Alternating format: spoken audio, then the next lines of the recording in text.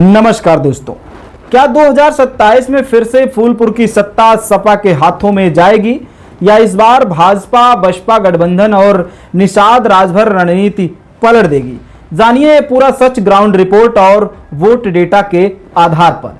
Seat का इतिहास अगर हम बात करें 2012, 17, 22 में, तो 2012 का चुनाव श्याम बहादुर सिंह यादव जो कि सपा से थे 47,172 वोट पाते हैं और जो इनके निकटतम प्रत्याशी रहे बसपा से अबुल कैस आजमी 46,307 मत प्राप्त करते हैं।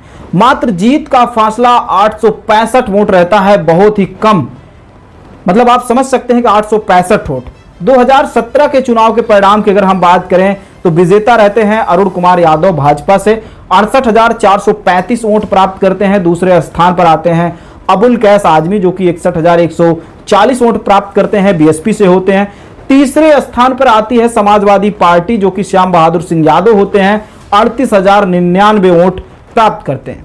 2022 के परिणाम की बात करें तो फिर से समाजवादी का परचम लहराता है और बाहुबली रमाकांत यादव सपा से वहां पर जीत हासिल करते हैं। प्रचंड बहुमत 81,000 से ज्यादा वोट पाते हैं, 42% तकरीबन।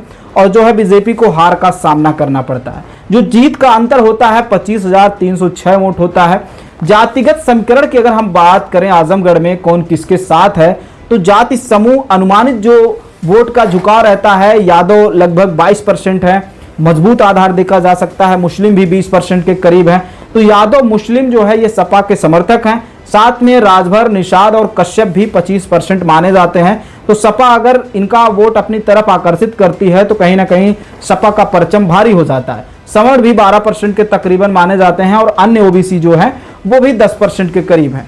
तो अनुमान यह है कि यादव मुस्लिम एकजुट रहने के बाद सपा की स्थिति काफी मजबूत हो जाती है। वहीं पर राजभर और निषाद का बिखराव भाजपा के लिए मुश्किल पैदा कर देता है। लेकिन अगर राजभर और निषाद बीजेपी की तरफ चले जाते हैं तो उस समय सपा का हालत खराब हो जाता है। तो वर्तमान विधायक रमाकांत यादव 2022 के भारी अंतर से विजेता रहे। फूलपुर विधानसभा पे समाजवादी पार्टी का दबदबा रहा।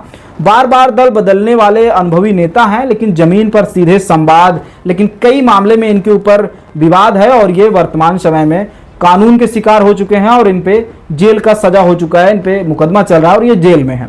समाजवादी पार्टी की स्थिति की अगर हम बात करें इस समय वर्तमान समय में फूलपुर विधानसभा में, तो 2022 की बड़ी जीत के बाद पार्टी का ताकत बिल्कुल बढ़ा है, नो डाउट। 2024 के लोकसभा में आजमगढ़ की दोनों सीटें जो है समाजवादी पार्टी के हाथ में गई है। तो इस तरह से भी समाजवादी पार्टी का परचम आजमगढ़ में लहराया गया है। चाहे सदर से धर्मेंद्र यादव हों और लालगंज लोकसभा से दरोगा प्रसाद सरोज हों, इन दोनों ने समाजवादी पार्टी के लिए लोकसभा का सीट जीतकर वहां के कार्यकर्ता को चुस्त दुरुस्त कर दिया है। लेकिन उम्मीदवार पर रणनीति सोचना होगा।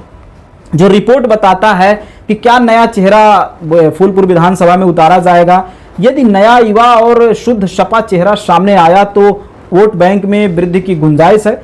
जनता की नाराजगी और पसंद की अगर हम बात करें तो बेरोजगारी है, शिक्षा है, सड़क नाली की बदहाली है, ये जो समस्याएं हैं ये जेन्युइन हर तरफ हर जगह मिल जाती हैं।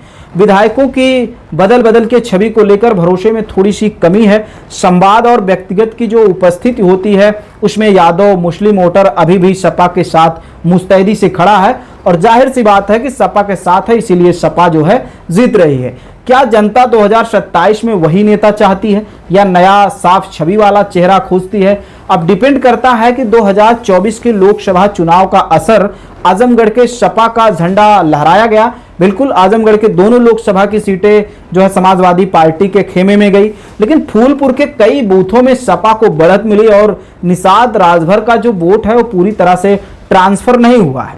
कह सकते हैं कि जिससे सपा को थोड़ा फायदा जरूर दिखा, जो वोट कटकर राजभर और निषाद का वोट कटकर सपा को मिला। तो क्या रमाकांत यादव फिर से होंगे उम्मीदवार? क्या भाजपा किसी नए जाति चेहरे जैसे निषाद या फिर दलित नेता के साथ आ सकती है? क्या युवा पुराने राजनीति से अलग देखना चाहते हैं? क्या सपा का पलड़ा भारी होगा? आजमगढ़ के फूलपुर विधानसभा सीट पर जानते हैं जातिगत समीकरण जिसमें यादव मुस्लिम का आधार मजबूत है, जाहिर सी बात है। और 2022 की जो बड़ी जीत हुई है 25,000 वोट से जीतना किसी विधानसभा में, ये एक बहुत बड़ा संदेश देता है। जो रमाकांत यादव जीतकर साफ संदेश दिए हैं कि सपा का पलड़ा भारी है।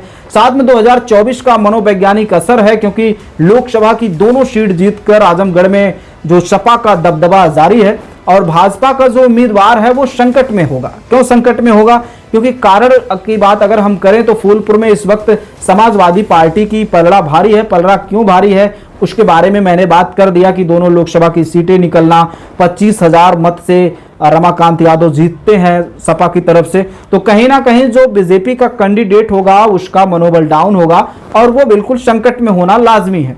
तो जो ग्राउंड रिपोर्ट यही है कि फूलपुर विधानसभा पूरी तरह से समाजवादी के खाते में है, लेकिन अब डिपेंड करता है कि जनता क्या चाहती है। क्या जनता नया चेहरा चाहती है या फिर वही पुराना चेहरा चाहती है? और यहाँ पर प्रश्न ये आता है कि रमाकांत का अगर लंबा सजा हो जाता है, वो जेल से नहीं छूटते हैं, तो वो चुनाव कैसे लड़ पाएंगे? तो क्या श्याम बहादुर सिंह यादव जो एक बार विधायक रह चुके हैं फूलपुर विधानसभा से, क्या उनको टिकट मिल सकता है? हालांकि इन सभी प्रश्नों का जवाब अभी आपको समय लगेगा मिलने में, 2027 का आपको इंतजार करना होगा। लेकिन आपको कौन सी विधानसभा का एनालिसिस जानना है कमेंट में आप जरूर बताइएगा। और हाँ, चैनल को सब्सक्राइब करिएगा ऐसी एनालिसिस की वीडियो देखने के लिए। तो आज के लिए दीजिए इजाजत अपने दोस्त भीमा चित्रा को। नमस्कार। वीडियो में दी गई जानकारी आपको कैसी लगती है कमेंट बॉक्स में जरूर बताएं।